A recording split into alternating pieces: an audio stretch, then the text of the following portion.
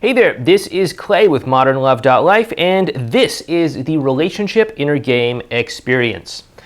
So just to kind of give you a little bit of a personal update, my wife and I, as many of you may or may not know, we have been expecting a daughter for a while now, and she has officially come as of about a week ago. So we're kind of, not sleeping too much and just getting adjusted to all the changes and everything like that. But with that being said, the show must go on, and we're going to continue to do the Relationship Inner Game Experience. And that brings us to the topic for this week, which is on the topic of relationship rules. Now, if you go around on the internet or anywhere else, you'll certainly find no shortage of rules for dating or relationships. Things like play hard to get, always seem like you care the least, got to look high status, got to, use push-pull or things like that, right? And sure, these things can be helpful sometimes, but in general, rules are not a good thing to follow, okay? And the reason why is because rules are actually a form of a crutch. Rules are a crutch that we use for actually being present in the moment. And if you're not present in the moment, you might just, turn your brain off and start following some rules. And this can be fine sometimes, but other times it's not going to work out too well. So take, for example, a very common rule that people learn when it comes to dating or relationships, which is, play hard to get.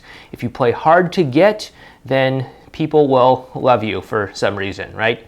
Because we all want what we can't have, or whatever the rationale is. And sure, that might work sometimes, but it might not work all the time. After all, what if you are trying to date or be in a relationship with somebody who had a previous partner who never seemed to show any interest in them, who always seemed distant, who always seemed to pull away or be cold or something like that? And if you play hard to get, that person is going to see your hard-to-gettedness as you being cold, you being just like their ex, you not being available, you being emotionally distant, and all of that stuff. And in that case, that rule is not going to help you. But if you are present in the moment, if you are actively engaged in the relationship, in the dating experience with this person, then you'll be able to say, oh, okay, here's a person who has a sort of emotional wound of some sort around being not prioritized, being close to somebody and not having access to that in the past because of their previous partner and how that partner was being. And you can say, okay, well, what I need to do right now is to actually show this person warmth so that they know that they're not walking back into the same relationship that they used to have with their ex. And this is actually going to inspire them to want to commit to you, even though it goes against all of the, rules that you might learn about dating or relationships. Now, I want you to remember this, and that is that rules are a replacement for actually being present. And if you can keep this in mind, you'll be able to know when a rule is something that's worth following and when something is a rule that's not worth following, okay? So if it involves you turning off your brain and just robotically doing something, then that is probably not something that you should be doing. Oftentimes people will try to follow certain rules, like, oh, how often should I contact somebody? Should I contact them once a week? Should I contact them every 3 days or something like that? And when you get into this role of becoming what I like to call a robo-texter or a robo-caller or something like that, where you just, turn your brain off and like clockwork every 7 days or every 3 days or every whatever, you send a text message or you reach out through the phone or something like that, then you have essentially turned your brain off and you are not feeling into the moment. You are not understanding what the emotional dynamic is at play, and you're just simply following some rule that says contact them every X number of days, right? And that is dangerous because you are not following the emotional current of the actual interaction. You are instead turning your brain off and just becoming a robo-texter. And sure, that might work sometimes. Sometimes it might feel good. It might help bring the two of you close together to text the other person once a week. But other times, the other person might want a little bit more closeness. Maybe they're going through a difficult time in their life for some reason, like maybe something is coming up with them in their career. Maybe they have a presentation or some kind of intense deadline or something like that, and they could use a little bit extra support. If your brain is turned off because you're following a rule, because you become a robo-texter, then that is going to be very dangerous, and you're not going to be able to show that person that you actually support them, and it's going to cause a greater degree of emotional separation between the two of you. So you don't want to follow rules if they cause you to turn your brain off and to not be present in the moment. On the other hand, there are certain types of rules that can be beneficial, ones that actually allow you to become more present in the moment, such as maybe if you have a certain sort of ritual before a first date or something that might help you get relaxed, help you feel a little bit more present, help you set aside any concerns that you have about, trying to impress somebody or worrying, is this going to be, are they going to like me or something like that. If you have some sort of ritual that allows you to put all of those concerns aside so that you can actually enjoy yourself in the present moment, then that's a great thing that you can do. That's a great rule, if you want to call it that, to follow. So rules that bring you more into the present moment, that allow you to actually connect with somebody in a deeper way, that allow you to actually feel into what the emotional dynamic between the two of you is, those are rules that I believe are worth following. And rules that allow you to turn your brain off and just become like a robo-texter, robo-caller, robo-conversationalist, where you just tell people the same made-up stories over and over again about, I don't know, your jealous ex-girlfriend or something because it's supposed to make you look high status or whatever, then those are rules that are probably going to do you more harm in the long run. Sure, they might help you a little bit once in a while, but in the end, they are not going to allow you to feel into the moment. Now, rules, they might get you to the next step. If you follow one of these like robo-texting rules, one of these switch your brain off and just do X, Y, Z rules, then yeah, you might be able to get to the next step. But what happens after that next step is you're going to have to do something else, right? Maybe you do get the date. Maybe you do get the person to want to sleep with you or whatever it might be. But what happens next? If you're just following the rules and you've switched your brain off, you're not going to know. And before you know it, you're going to be in over your head and you're not going to know what to do about it. And you're going to have to be grasping for more rules because your brain is still switched off and it's not accustomed to being switched on, and you don't know how to feel into the moment. You don't know how to create interactions that feel good in the present moment. And you're just going to be, like I said before, in over your head. So what you need to do is, instead of using these crutches, using these tools to try to limp across to the next step, what I want you to do is to understand where your sticking point might be. Maybe your sticking point is that you don't know how to talk to people. Instead of looking for conversation starters to talk to people, instead start exploring why is it you are having a difficult time talking to people. And hint, it's probably not because you don't know what to say. It's probably because you have a series of expectations piled on top of things that are causing you to feel anxious, causing you to feel self-conscious, causing you to feel insecure, or other things like that. That's probably more what's going on. And if you can simply deal with that underlying insecurity or anxiety, then the whole house of cards is going to collapse, and you're going to actually relax a little bit more and be able to be more of yourself, so that you don't need conversation starters, you don't need canned routines, you don't need pickup lines, you don't need, whatever that you would get from rules, right? You don't need some sort of scripted fill-in-the-blank templates. You can just actually have a conversation, actually be present in the moment, actually follow where the emotional dynamic is, and that is going to help you create much stronger connections in the long run. Okay, so I hope that I have helped convince you a little bit about why turning your brain off and simply following rules is not helpful, why rules are a replacement for actually being present in the dynamic, and I hope that I've helped encourage you to actually move towards being present in the dynamic and being available to connect on an emotional level by tuning into what is real, what is actually happening.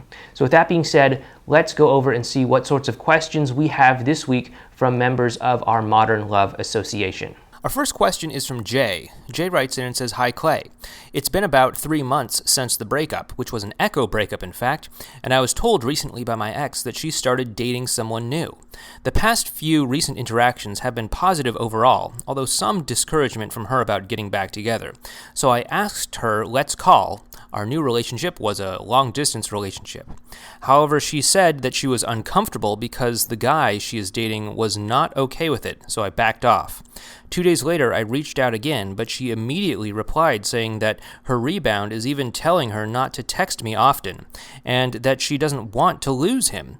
So I backed off and told her, I don't blame you. If you feel uncomfortable talking to me, sorry. And she apologized back and told me to have a good rest of the day. Here's my question. Was this the right way to go about it and to give her a week before initiating again? Or was it better to go for the magic question? All right, Jay. So your first question here is about, was this the right way to go about it before initiating contact a week later? Again, there's a lot of things at play here. Number one is you have to understand that you know your ex better than I'm ever going to know your ex, especially from reading this short little post that you put here. So I need you to really feel into the situation and to know whether or not this is the right thing for you to do, given what you know about her and what you know about her personality and what you know about how she responds to things and what you know about how she behaves in a relationship and what you know about how she perceives you and what you know about all of these things like that. I really need you to take the forefront and to really own the dynamic that's going on, as opposed to saying like, hey Clay, is it okay if I do this? Hey Clay, should I do that? Like, I'm not here to just like give you orders and tell you what to do. It would be maybe easier for you if I did that, but it's not really very effective for me to do that because you know your ex better than anyone else. You know your relationship better than anyone else. I can't just, tell you follow these like 5 golden rules and turn your brain off and you'll automatically get some sort of result. I think anybody who promises you that is not being very genuine. But anyway, just looking over this interaction, just from what I do know, from what you posted, basically you contacted her and she said, hey, this new person I'm dating feels uncomfortable about us talking to each other. And then you responded with, I don't blame you if you feel uncomfortable talking to me. I'm sorry. And then she said, have a great day. And that's about it. Like, I don't think there's really a whole lot of substance to this interaction. I don't think there's a whole lot of emotional connection or really anything. It's just kind of like words going back and forth. So, I mean, the good news is that you didn't do any harm by it, but, on the other side of things, you didn't also build anything positive out of it either. In terms of whether or not you should initiate contact again a week later, again, you have to feel into that. You can't just turn your brain off and say, okay, in 7 days, I'm going to do this no matter what's actually happening in her life or my life or the world or anything like that. I'm just going to turn my brain off and robo-text her once every 7 days or something. I want you to actually feel into the moment and know if this is the right thing to do. Is it the right thing for you to text her in a week's time? Is it a right thing for you to contact her more recently than that or later than that? Or like what is the right thing for you to do? You have to feel into the moment and figure that out, okay? And then you say, is it better to go for a magic question?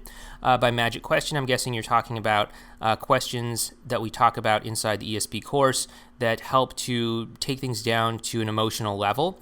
You could do something like that if you believe that is the appropriate context to ask that sort of question.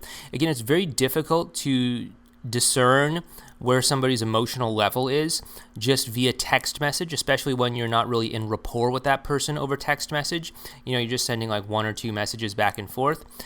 If you actually start into a substantial back and forth conversation with somebody over text message, then yeah, you can be in rapport and you can feel into it a little bit more effectively than you can if it's just 1 or 2 messages back and forth. But you could actually ask a magic question, something like, oh, what's that like for you? How does that make you feel? Or something along those lines. And you can see if she's willing to take that and to discuss things a little bit more with you. Overall, though, just from reading your conversation, your post here, I'm getting a sense that, so your second paragraph, you said that in a few past recent interactions, you've had positive interactions, although there was some discouragement from her about getting back together. So I would just be wondering if that is coming from you trying to ask her about getting back together, or if she just like came out of the blue and said something like, hey, just so you know, we're never going to get back together, or something like that. Because if it's coming from you asking her about getting back together, then I think there might be something amiss in your approach in terms of pacing, in terms of understanding where she's at on an emotional level, and you being outcome focused, you not really being focused on the emotional connection, but just trying to, get through this terrible situation that you have so that you can get back to normal and just start coasting again. And if that's the case, then that is the wrong approach. And I would like to see you be a little bit more connection focused rather than outcome focused. I think that would help you a whole lot more. And another thing I think that could be problematic is that I think it's pretty clear that your ex still sees you through a romantic lens, and that's not going to go away. Your ex is not going to put you in the friend zone. If your ex is directly consciously seeing you through a romantic lens, it can make connecting with them much more difficult, because they are going to see you as a direct threat to the current relationship that they are in, as a direct threat to the rebound relationship that they are in. So they're going to be very hesitant about interacting with you. So one thing you might want to do is to help your ex put their fears at ease by, saying something like, hey, let's just agree that the two of us are, there's no hidden agenda. I just want to connect with you. I'm not trying to railroad you into some sort of, relationship with me that you don't want or anything like that. I just want to connect with you. I just want to have, this kind of connection that we used to have when we were together. But of course, obviously, we're not in a relationship. So, don't worry. I'm not going to try and sabotage your relationship or anything like that. And I think if you just say something along those lines, that might help to put her mind at ease. That might help her to help her put her rebound partner's mind at ease. And it can create a context for the two of you to actually have an emotional connection with one another. So that's another thing that I think you might want to address and deal with moving forward. Okay, Jay? So I hope this helps you out, and please keep us updated on how things go moving forward from here. Okay, our next question is from Vixen. Vixen writes in and says, Hi, Clay. I took your advice about the message. Still no response. I really just don't understand. It's been over a year and a half, and every time he might talk to me consistently for a week and then stop again before I can even start talking about anything serious. He didn't respond about the grad party, so I figure I'll just drop it. But I got some news from a friend a few days ago. She told me that G dated another girl, and they broke up a few months ago. I used to be friends with her, and we were in the same friend group in college when I started dating G. G and the girl dated for a few months and had some type of falling out.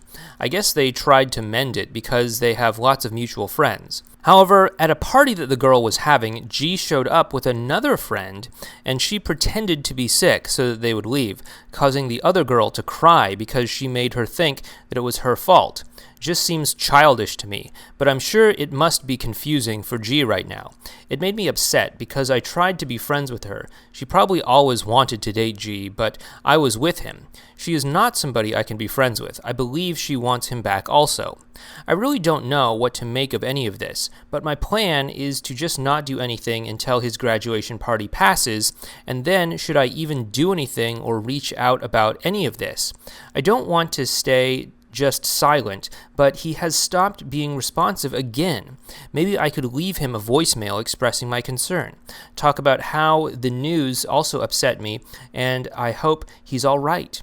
It just feels weird to me since he wasn't the one to tell me about any of this. And I also want to tell him that I don't want to start any drama like this girl seems to be causing. Thanks, Vixen. Okay, Vixen, I think it's time that we had a little bit of a check-in here. I know that you've been trying to work things out with this guy for a while now, and it seems to me that you haven't made any tangible progress unless there's something that I'm missing here. And so what I really want you to do is to check in and see if this is still something that you are committed to making work, okay? There's no right or wrong answer to this. This is just me checking in as somebody who cares about you and cares about you being in a great relationship, all right? Remember, one of the main things that we talk about in our courses and in what we teach at the Modern Love is that you have to accept somebody as the way that you find them. How you find them is how they are likely to stay. Yes, people can and do change all the time. And yes, the way that you bring yourself to an interaction on an emotional level can change the way that people will respond to you. But at the same time, you also have to accept that how you found them is how they are likely to stay. And right now, this is a man that is not particularly responsive to you. He doesn't seem very interested in creating an emotional connection with you. And so you have to accept him as this way that he currently is. Okay, you have to say, this is how he is. Am I willing to accept him this way? If the answer is no, then you probably shouldn't be trying to have a relationship with him. If the answer is yes, I can accept him this way, then, that's fine. Go forward and don't complain anymore about how he's not responsive to you. But, you have to be okay with somebody the way that they are. That doesn't mean that you have to, just let them walk all over you or anything like that, but you have to not try to change somebody, because if you try to change somebody, then it's, number one, it's the most unloving thing that you could probably do to somebody, but it's also you not accepting that person how they really are. It's you saying, hey, the way that you are right now is not good enough for me. The way that you feel about our interactions right now is not good enough for me. The way that you are staying in contact with me is not good enough for me. And if you have that energy, it's going to be very difficult for that person to want to interact with you, okay? Now, if you've put in some work and changed the way that you interact with somebody, change the way that you bring yourself to the interactions as a whole, that's good on you. But if you've been doing that and you're still not seeing any changes in his response to you, then it's time to just come to the realization that you have to accept him 100% the way that he is, or you have to leave him and create space in your life for somebody new, okay? So in terms of your questions here, should you contact him about any of this, drama that, honestly is kind of confusing the way that you described it? You could. I don't know why you would. I don't know why you wouldn't. I guess it's just what are you trying to get out of contacting him about all of these things that happened? What are you trying to do? Are you trying to create some sort of connection with him? Are you trying to get him talking to you? What's the purpose of it? And then you say you don't want to be silent, but he's been unresponsive. So again, with that, you have to really just accept him 100% the way that he is, or you have to let him go. Okay, so I think that this is really the more important crossroad that you have to address right now. Can you accept him the way that he is right now as somebody who is primarily unresponsive to you? If you can accept him, then fine. Let it be okay that he is not particularly responsive to you and move forward. If you cannot accept him the way that he is, then you have to let him go so that you can create space in your life for somebody who you can have a relationship with, who will be responsive to you in the way that you want him to be responsive to you. Okay, Vixen, so I know that this is difficult. I know that this is a challenging realization to come to. This is a challenging conversation to have with yourself, but this is very important because oftentimes people will waste a significant amount of time trying to change somebody, trying to hope that somebody is going to turn a new leaf or whatever it might be, when you can really just save yourself so much time by just simply accepting somebody how they are and just saying, okay, can I be in a relationship with this person exactly the way that they are? Yes or no. If the answer is yes, go forward. If the answer is no, then you have to let them go. So if you want to talk about this with us in next week's Relationship in Our Game experience, please feel free to do so. But I would really like to see you have this check-in with yourself about where things stand, okay? Our next question is from Kate. Kate writes us in and says, "Hi Clay, thanks for answering my question on ANC. I actually did go ahead and started it. I've been listening to past MQAs not to be the 10 chess moves ahead, but I'm confused on how to navigate the just friends thing. In a past MQA, you said that it was just a label and that we should still be flirty towards our ex. I'm honestly scared by this. My ex is, like I mentioned, in what I hope is a rebound, but of course they're attracted to the girl and want to get to know her. My ex is also friends with a number of their past exes. Because of both factors, I worry that any flirting on my part could backfire. If my ex is able to just be friends with past exes, could it be possible that they expect me to just be friends as well, and to listen to them bring up the rebound they practically left me for? Sad emoji face. I know ultimately that I need to be able to feel into the moment and to detach from the outcome, but isn't it possible that our ex could push us away if we flirt with them, especially if they're in a rebound and are able to be on friend terms with past exes? Won't they see this as an ulterior motive? Thank you again, and I hope that both you and Mika are doing well. What is it like waiting for a baby? Kate. Okay, Kate, so like I said at the beginning of this, we actually have the baby now. Maybe I'll tell you guys the story about how that went if you're at all interested, but I'm guessing you're probably not particularly interested. You just want to know the answers to your questions, but if I'm wrong, let me know. But okay, so if your ex is friends with many of their previous exes, let's just get this out of the way. They are attracted to those people. Okay, they are physically attracted to their exes that they are platonic, quote unquote platonic, friends with. Okay, they are attracted to those people. They're just not acting on that attraction. If it were, if like my best friend, if I could suddenly wave a wand and turn him into like an attractive woman, I would totally do that, right? Because it just feels better to be around attractive people that you are physically attracted to. But I'm married to my wife, so I wouldn't do anything with that. But it would just be something that I would want to do if given the choice to do it. But he is attracted to his exes who are his friends. And if you become his friend, then he will be attracted to you as well too, okay? The difference most likely is that most of his prior exes that he has these friendships with probably aren't flirting with him, probably aren't doing things to develop and cultivate a connection. They're probably just settling for being friends with him, or maybe they're settling for being friends with him and then they're going out and dating other people of their own, or whatever it might be, right? But he likes to have these attractive women that he finds attractive in his orbit because, I don't know, that might do something for him, that might help him feel better about himself, that might increase his self-esteem, whatever, right? And so he's probably doing that. And so yeah, he might try to keep you in his orbit as an attractive friend. It doesn't mean that you're in the friend zone. It just means that he just wants to keep you around and that he's attracted to you. It doesn't mean that he's not attracted to you at all. It's just that he isn't in a relationship with you. He's not actively going to go out of his way to try to make something happen. So you need to do something to make something happen. You need to flirt with him. You need to interact with him. You need to create a deep emotional connection with him. You need to do all of the things that you would do to cultivate a connection, okay? So I would still recommend that you do that. I would not recommend that you worry about the fact that he's friends with many of his other exes, because again, he's probably attracted to those women as well, and just like he is attracted to you. Not something you need to worry about. He will probably always be attracted to them. He'll probably always be attracted to you, barring any, massive physical manglings or anything like that.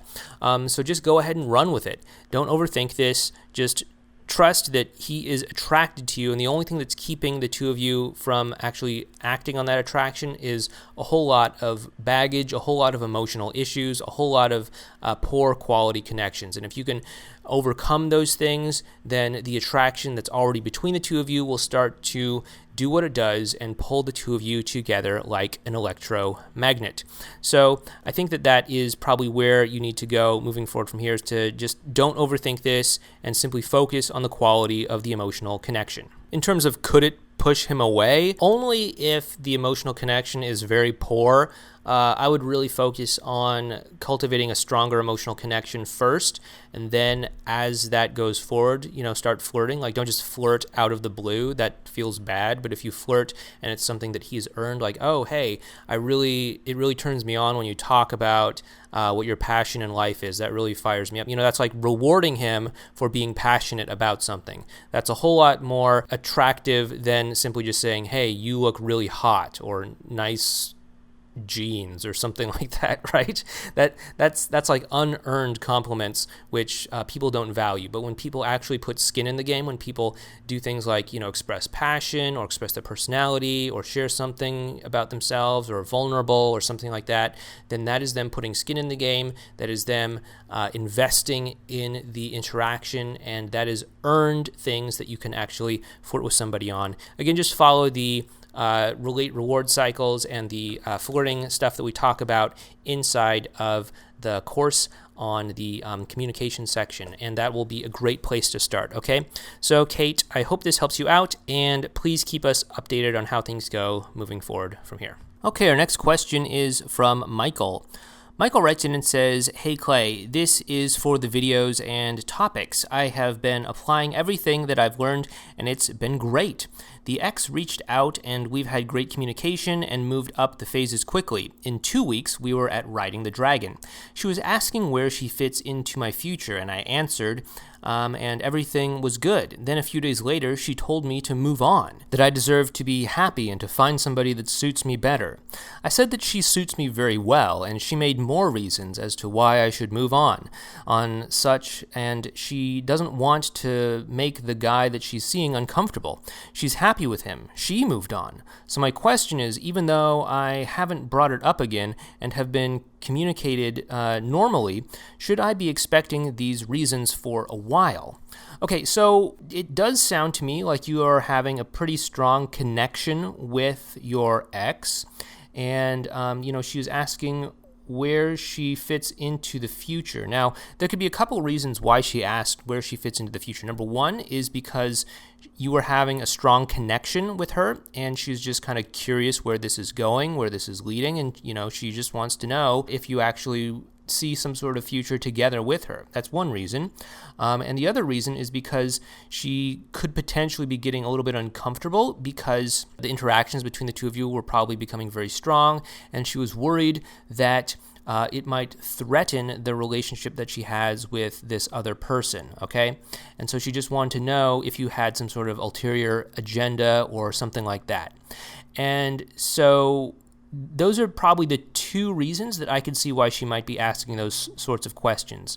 Now, that could tell us a little bit more about where she's at on an emotional level. One of those is that she could be at Riding the Dragon. So you're right, she could be at Riding the Dragon, and she could be being very confused about where things are, and this could be a pullback that you're experiencing here where she tells you to move on, and it might come with her being really warm again in a day or two, and it could be back and forth like that for a while. You're right, that could be what's going on.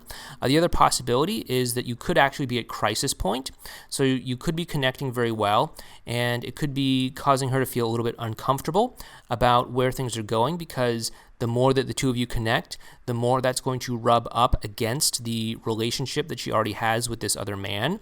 And the closer that the two of you get, the more that's going to force her to make a decision about whether she wants to be together with you or whether she wants to stay with him, okay? So if that's the case, then, it could be that she is at the crisis point. And what you want to do is you want to keep the positive pressure on to really force her to make a decision. Keep the positive pressure on, keep having high quality interactions so that you are giving her a very good reason to choose you when she gets to that decision point as opposed to choosing him. So that's really what I think that you should be looking for when it comes to moving forward from here. What was the reason why she asked you if the two of you had a future? Was it because she was worried that things were getting a little bit too close for you and she was worried that it might be impacting her relationship with this other guy? Or is it because she was actively trying to probe out if you wanted to have a relationship with her because she also wanted to have a relationship with you? I think it really hinges on that. So, Michael, I would really look at that, and that would tell you a little bit more about maybe what stage she might be in. So I hope that helps you out. And please keep us updated on how things go moving forward from here. Okay, our next question is from Kay. Kay writes in and says, "Hello, Clay. My ex and I have had almost daily interactions. They are more positive than what they've been up until this point. We were able to connect on a deep emotional level, and it's been consistent for at least 3 months. I believe that I am at phase 4, and he is discouraging me a bit in the last month, and I told him that I am in love with him and that I'm not going to start dating other people, etc. We've kept our contact since then, and we also have a great sexual connection. It's a long-distance relationship, so our contact is through Skype. He seems to be excited by the idea of meeting me whilst flirting, but not when the interaction isn't sexual. I think I screwed up earlier this year when I was in phase 3. He talked about meeting, but later changed his mind because silly me told him that meeting up might be a chance to see if there could be anything more between us. A few weeks ago, we were flirting and fantasized about meeting up again. The next day, he was discouraging me. I'd love to get your insight on how to meet when the situation is long distance. We've gotten closer since then, but 3 weeks ago, he told me that he could just be friends, mostly due to the negative things that are happening in his life at the moment. As he has low emotional capacity, we've continued to have positive interactions, but there hasn't been any sexual flirting. He's recently told me that he is afraid of getting hurt again, but we ended up having a rewarding conversation. A few days later, he told me that he wants to cut contact completely, telling me that we should move on. Is this part of phase 4? I know that in phase 4, you should feel your way in order to know how to respond, either with empathy or conviction. So my main question is, in phase 4, how do I stick to knowing what I want without being outcome focused or having a hidden agenda? Because he already knows how I'm feeling. Thank you so much for your help. Love from me, Anonymous.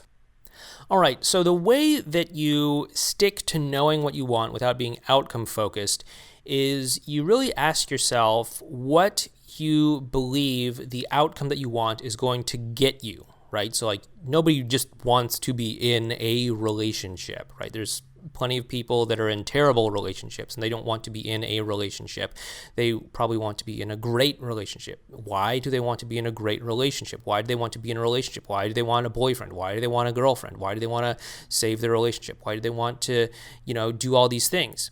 It's not because they just want to tick the box that says, I have a boyfriend, I have a girlfriend, whatever. They want it because they think it's going to give them something. They think it's going to give them some sort of connection. They think it's going to give them some sort of joy. They think it's going to give them some sort of feeling of closeness, of bonding, or something like that. And so rather than going after the outcome, which, would be getting a boyfriend, getting a girlfriend, getting a relationship, whatever, just go after the thing that you actually want, which is probably the connection.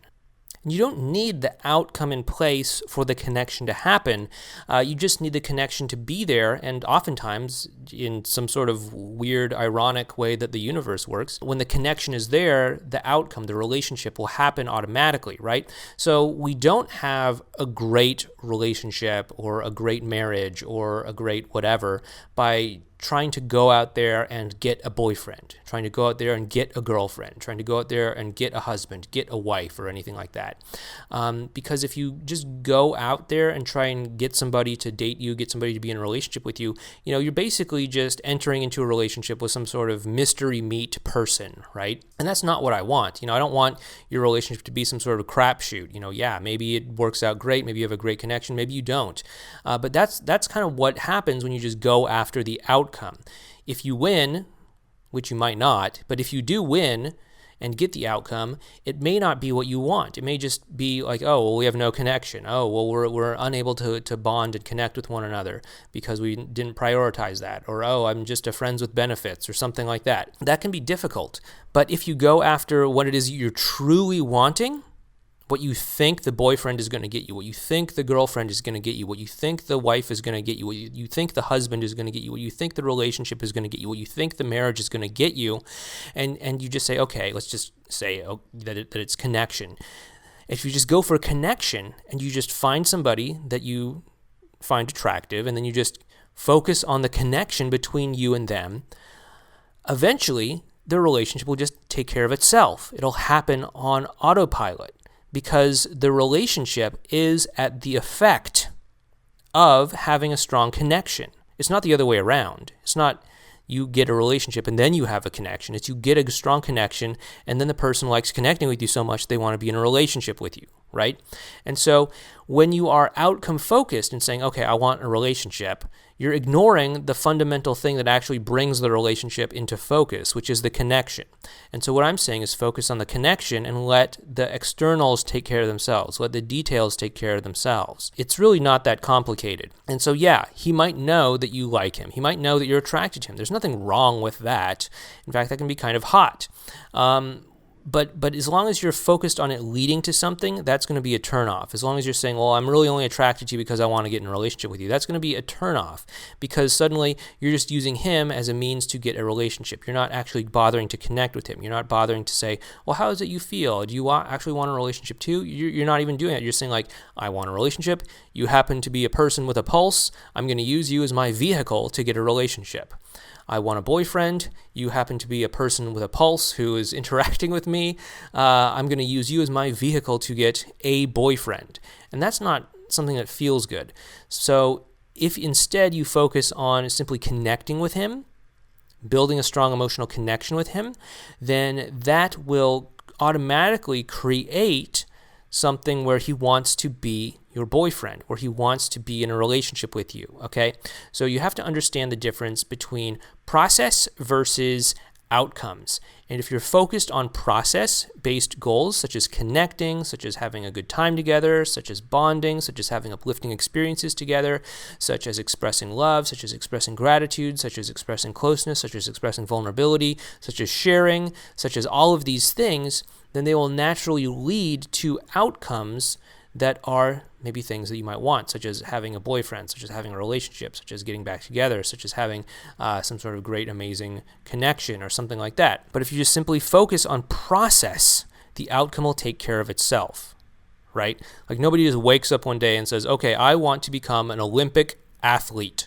So what do I need to do to become an Olympic athlete? I need to do da-da-da-da, and then they just try to become an Olympic athlete. No, that's not how you do it. How do you become an Olympic athlete?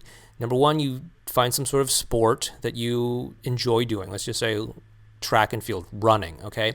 And then you just focus on running. You focus on what you need to do to become a good runner. You focus on, having good shoes, good form, doing the right exercises, taking the right rest days, doing the right stretches, eating the right foods, all of that stuff. You just put in the time that you need to do to sharpen and hone your body to the point where naturally you are so good at whatever it is that you go to the Olympics, and then you become an Olympic athlete. It's the process of training. It's the process of tweaking your diet and nutrition. It's the process of recovering and preventing injuries in the first place. It's the process of putting in all of that work that will naturally have the outcome of you becoming an Olympic level athlete. It's not the outcome that comes first and then it's like, okay, well, I need to do these things. No, it's the process that comes first. So focus on the process and let the outcome take care of itself. So I hope that answers your question, Kay, and please keep us updated on how things go moving forward from here. Okay, our next question is from AP. AP writes in and says, Hi, Clay. I'm new to the relationship inner game experience. I wanted to know, since you said that we should not be afraid of the friend title, how can I become my ex's friend?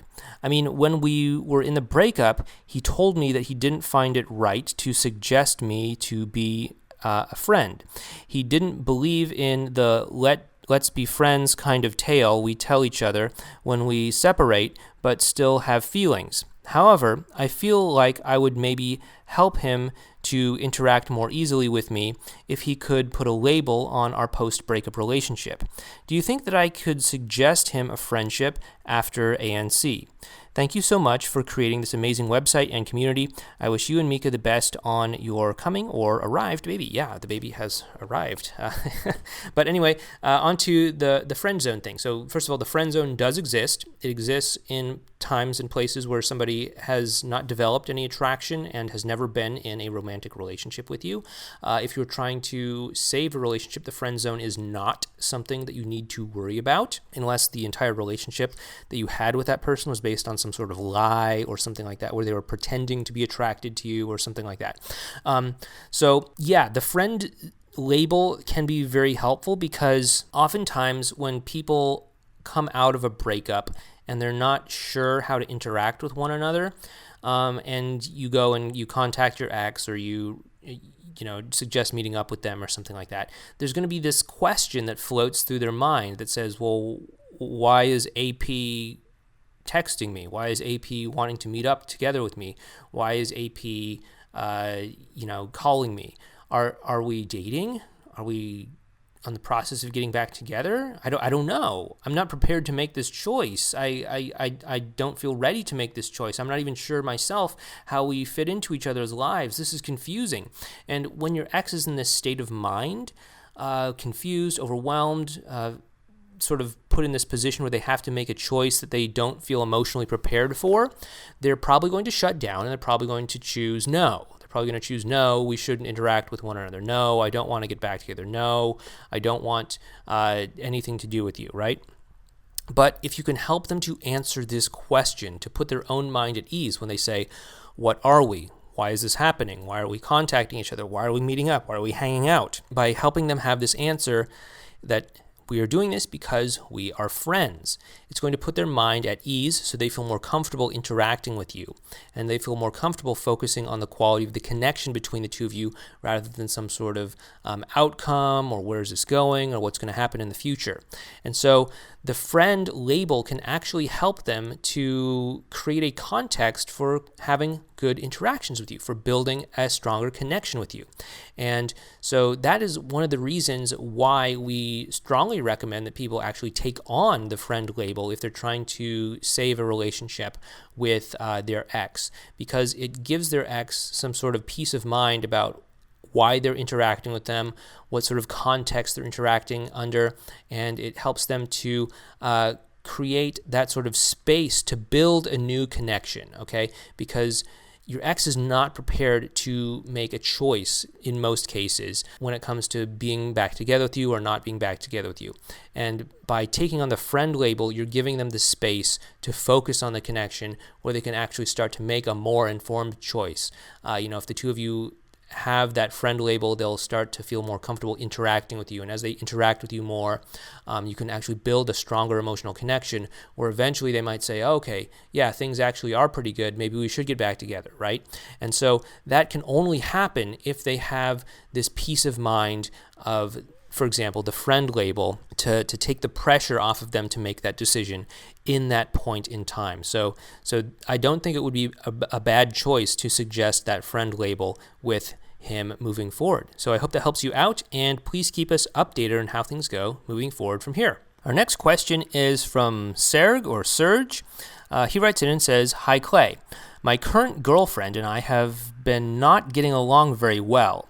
That's why I'm doing this course. I was trying to get away from doing ANC as we are still together, but we have been getting in so many negative interactions. The problem is that I have trust issues, and she says that I have to be strong and confident and less petty. Fine. Trust issues came about from my ex cheating on me, quote, working on that. Not sure what you mean by that. The reasons I went to ANC is because now she wouldn't let me know what's going on with her right now. Her reactance is high. She refuses to share and says to me that I need to trust her. She is very angry with me. Every interaction is stressful. We are not broken up yet, but she told me that if this continues, she is out. I'm afraid to interact. I told her that I need time for myself as to build and regain focus. It's not her but me. I'm still focused on us. I'm nervous about doing the ANC, but I don't think that there is any other way to save the relationship. How to approach her if she reaches out, and how to, after ANC, to reach out." Okay, so if you're still in a relationship with her, the two of you haven't actually broken up yet, I'm not exactly sure why you're doing ANC, unless the two of you are just having interactions that feel bad all the time, and you're just trying to remove yourself from the equation so that you're not having these interactions that feel bad, because when you have bad interactions, that's only going to make things worse, and that's going to drive the two of you farther apart. And if that's the case, then that's okay. But most people that are in relationships, ANC can be kind of a weird thing to do. I mean, I don't know if you're like, long distance or whatever, or maybe it makes sense with you and your dynamic, but most people that are in a relationship and see each other on a fairly regular basis, it can be really weird to do ANC. So first of all, what you need to do is you need to understand where your trust issues are coming from. So you say that she cheated on you, right? First of all, have you been able to work through that, right? If not, then I would really strongly recommend that you work through that, okay? I don't know if you've talked to her about this. I don't know if the two of you have come to any sort of understanding about why the cheating happened, what you can do to make sure that the two of you don't cheat in the future, what you can do to help trust each other. What I would really recommend is a code of transparency, because oftentimes cheating will follow a very strong break of trust, where if she cheated on you, you probably don't believe that you can trust what she says or what she does, right? And so what would help to restore that trust is a code of transparency, where the two of you just become extremely transparent with one another. You don't leave anything left to the imagination. If she's coming to meet up with you after work and she's running like an hour late for one reason or another, she just should tell you, hey, I'm running an hour late from work. I'll be there at 7 o'clock instead of 6 o'clock or whatever. And that's a great way to do it. And you obviously have to be completely honest about all of these things. A code of transparency does not work if you're not being transparent. And so be completely honest about all of this. And over time, as this happens, you will start to trust her again. You can start to trust her again if she is earnest and genuine and really putting in the time with this transparency. It can actually help you to start to trust her again. But you need to understand why she cheated on you. You need to understand what happened with that whole dynamic, right? It's not just that, some guy was there and so she had no choice but to cheat on. No, there was something that happened, right? She was probably unfulfilled in some way in her relationship with you for one reason or another. And you need to understand what happened there, and you need to do what you need to do to correct what that was. And so that's what I would really strongly suggest that you start with when it comes to understanding what happened and when it comes to understanding how to move forward from here. I don't know if ANC makes the most sense because, again, what I told you before is that it might come across as a little weird to do ANC when you're actively in a relationship with somebody, but you do need to stop having interactions that feel bad on an emotional level.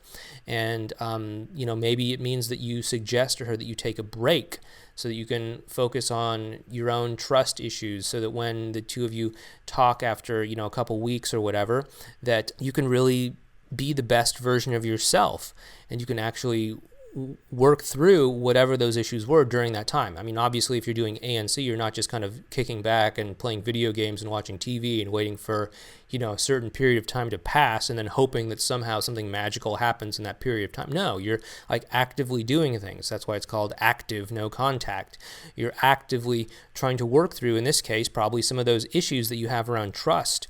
And you'd be trying to understand what happened in the relationship and what you can do moving forward to keep that dynamic from coming up again, okay? And that's really what I would suggest. And if you were to do this whole break thing and she does contact you, just let her know that, hey, I really appreciate you reaching out. Well, first of all, have a conversation with her that you're doing it first so that she understands that you're doing it, so she understands what's going on, so she understands why you're not contacting her. And then if she contacts you anyway, just be open to it and just say, oh, thanks for reaching out. It really means a lot that you care about me and that you want to know how I'm doing or whatever. Right now, I'm still working through some issues. I don't know if I feel completely ready to talk to you yet at this point in time. Again, I really appreciate you contacting me, and I promise I'll get back to you shortly once I'm able to feel comfortable bringing the best version of myself to you, because I don't want to screw this up. Just something like that, right? And when you do restore that contact with her after like a break, if you do go on that break, I think the best way to do it is to really talk about what happened during that time. Talk about how you've worked through the issues that you have with trust, how you really worked through whatever the dynamic was that created that context where the cheating happened, and talk about how the two of you can actually work things out in the long run through maybe things like the transparency code or whatever changes you might need in order to make things work moving forward, okay? So I hope that helps you out, and please keep us updated on how things go moving forward from here. Okay, the next question is from Goodman. Goodman writes in and says, "Hi Clay, how is Mika doing now? I'm still getting used to the new relationship in her game Q&A without Mika. Thanks again for the advice. I actually sent out a lighthearted email on Saturday, July 7th, after R told me that perhaps we can catch up in August. After a whole week, I didn't hear back from her. I commented on the college town we both went to school at about the same time and said, enjoy your wedding trip and time in California, or maybe Canada, I'm not sure. Let's have a real call on the phone to meet up for coffee in August.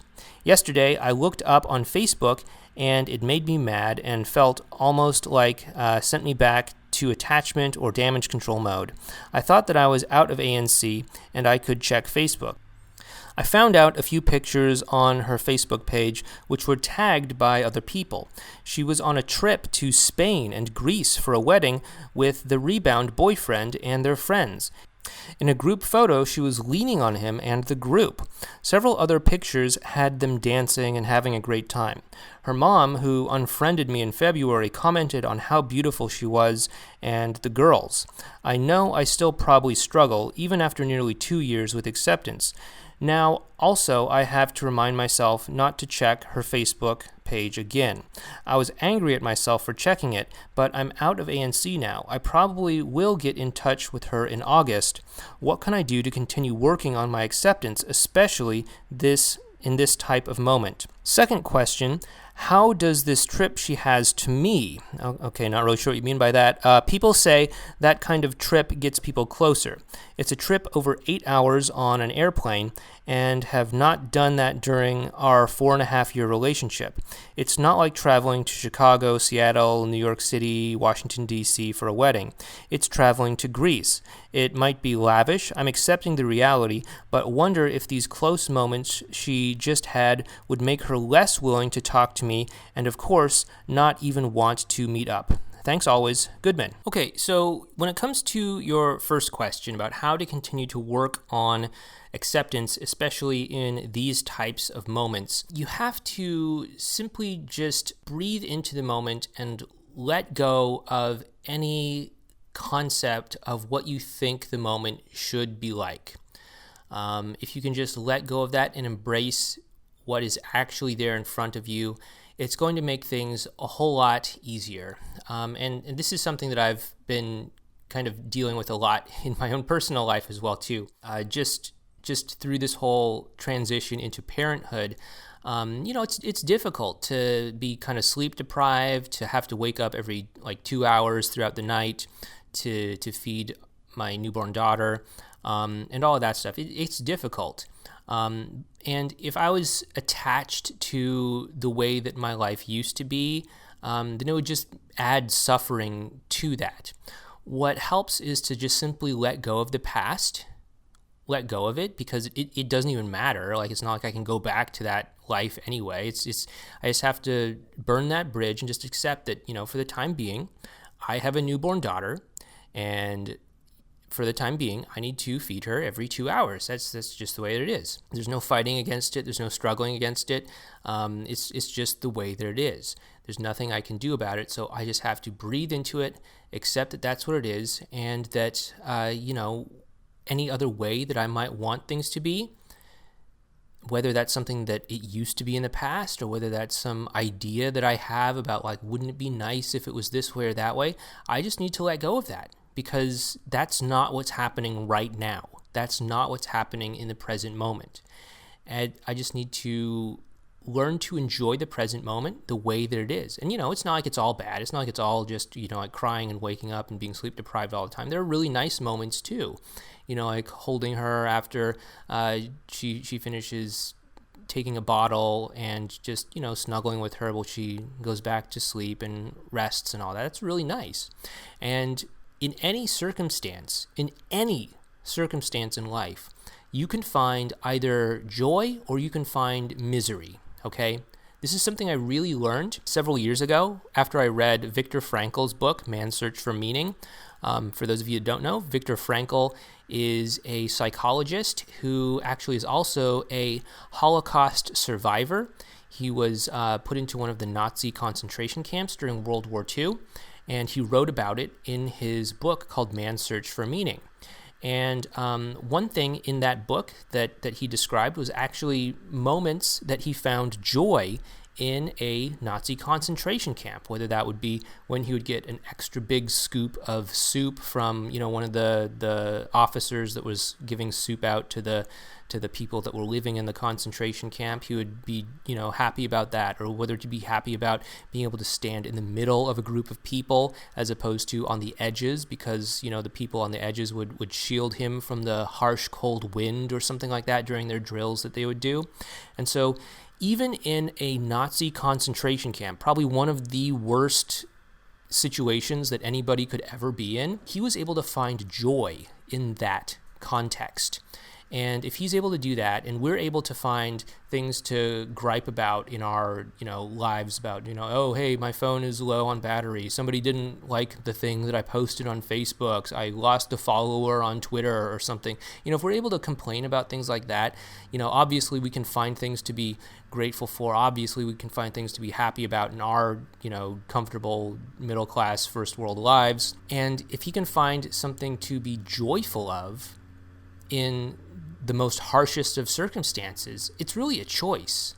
No matter where you are in between the relatively nice, comfortable life that you live now or the horrors of a concentration camp, you can choose to either find joy, or you can choose to find something to complain about, to resist, to push back against, to create suffering in your life over. And what you can do is to practice making that choice on a daily basis. You can let go of how you want things to be and simply just embrace what actually exists and choose happiness in what exists. Choose to enjoy the feeling of cuddling with your newborn daughter as opposed to the suffering of waking up every 2 hours to feed her and being sleep deprived all the time and all. You can choose one way or the other. But let go of what you think things should be. Let go of how things were in the past. Let go of how things conceptually could be better if only ... And just live in what's real, and then choose to embrace it. Choose to just live with it. Choose to be with it. And I think that'll help you a whole lot when it comes to moments like this. Your second question about, Will going on some sort of lavish trip to Greece and Spain draw her and her rebound partner closer together? Possibly, possibly not. I mean, keep in mind, you got this information from looking at her Facebook page. People don't go onto Facebook and post things like, I just had a huge knockdown, drag-out argument with my boyfriend. My life is falling apart. People don't do that. People go onto Facebook and they post photos that make them look good. They post photos that make it look like their life is perfect. They post photos that make it look like they're constantly jet-setting on some sort of exotic vacation. They post photos and things that make it seem like their relationship is perfect and flawless and forged in heaven itself. They go on Facebook and do things that make it seem like their life is the best thing ever. Facebook is not an accurate representation of what most people's lives are like. And keep that in mind, okay? So you are looking at a filtered reality that she chose to share with the rest of the world. She did not choose to share probably the full reality of it. Maybe her and her boyfriend got in some sort of big fight on this trip. I don't know. Maybe it was tough because they couldn't agree on this or that or something, and they missed this connecting flight to whatever, and they had this big argument over it. I don't know. You don't know, because she didn't post that on Facebook, because people don't post that kind of thing on Facebook. They just post the polished, perfect photos that have the right filters on them and all that stuff that they know are going to get all the likes and the comments and all of that stuff. They just do that. You have to understand that that is what you saw, okay? And will it bring her closer with her boyfriend? I don't know. And the truth is, neither do you, because you don't know what the truth of that experience was. You don't know if it really was this perfect, flawless thing that you're seeing on Facebook, or if it was some sort of terrible thing that she's just trying to present in a positive light because it looks good, or if it's somewhere in between. You don't know. And nobody knows except her and probably her boyfriend and maybe some other people that they were traveling with. That's all that there really is. So you have to understand that trips and things like that can bring people closer together. They can also pull people apart too if the quality of the emotional connection is poor. It's not as if, if you want to have a high quality emotional connection with somebody, you just take them to Spain or Greece and it just automatically happens. No. The connection happens because people are actually bonding, because people are actually having interactions with each other that feels good. And there are a lot of people that can go to Greece and have interactions that feel good. There are also a lot of people that can go to Greece and have interactions that feel bad. Going to Greece isn't some sort of magical panacea for any kind of interaction. Posting photos that look good on Facebook isn't some sort of panacea for having relationship problems. It's just what she chose to put on Facebook. And so don't read more into it than is necessarily there, okay? Just understand the context of this happening through Facebook, and the way that people win at Facebook is to have the life that looks the best, that looks the most perfect, that is polished and presented in the most optimistic way possible, that makes them look as good as possible. And understand that you're not getting the whole story. You're getting the embellished, polished, perfected version of the story. So don't jump to any conclusions based off of that. And I hope that helps you out, good men, and please keep us updated on how things go moving forward from here. Okay, those have been the questions for this week. Once again, this has been Clay with modernlove.life, and this has been Relationship Inner Game. If you've liked this, please go ahead and give us a thumbs up. Go ahead and subscribe to the channel, or if you're listening to this on iTunes, please go ahead and subscribe to us on iTunes as well. And if you're listening to this on YouTube, please go ahead and leave a comment down below letting me know what sorts of topics you would like to see next, or what sorts of disasters have you seen play out in your dating or relationship life as a result of blindly following rules. Anyway, once again, this is Clay, and I'll talk to you next week on Relationship Inner Game.